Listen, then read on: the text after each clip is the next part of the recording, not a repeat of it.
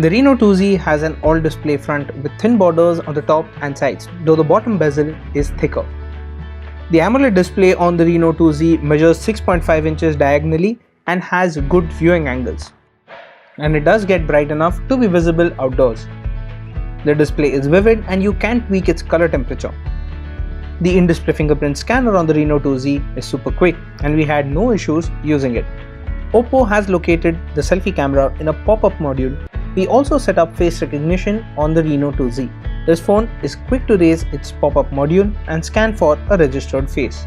It unlocks quickly in different lighting conditions and can bump up the screen brightness if needed in low light. This pop-up module is illuminated on either side. Oppo has placed the power button on the right while the volume buttons are on the left. These are easy to reach and we like their clicky feedback. At the bottom, the Reno2Z sports a USB Type-C port, primary microphone, loudspeaker and a 3.5mm audio jack. The Reno2Z boasts of a quad camera setup which sits flush with the back of the device. To prevent the glass around the cameras from getting scratched, Oppo has positioned a nub above this cluster which helps raise the phone when placed on a flat surface. Oppo ships a high quality case along with a pair of earphones and a 20-watt Whoop flash charge 3.0 charger in the box.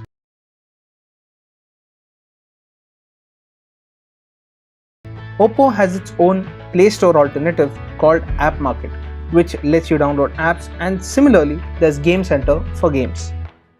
ColorOS 6.1 also has a feature called Game Space, which blocks notifications, disables auto brightness, and clears the RAM when you launch a game.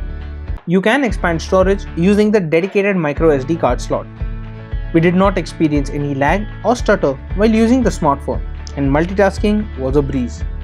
We played PUBG Mobile on the Reno2Z and the device defaulted to the high preset with graphics set to HD and the frame rate set to high. The Reno2Z packs in a 4000 mAh battery and manages to go beyond a day and a half with regular usage. We use the smartphone for playing PUBG Mobile, taking camera samples and periodic web browsing. In our HD video loop test, the Reno2Z managed to go on for 16 hours and 20 minutes. The bundled 20-watt charger charged the phone completely in 1 hour and 15 minutes. Oppo has gone with a quad camera setup for the Reno2Z. The primary sensor is the high-end 48-megapixel Sony IMX586. It also has an 8-megapixel wide-angle camera with a 119-degree field of view, a 2-megapixel monochrome sensor, and a 2-megapixel depth sensor.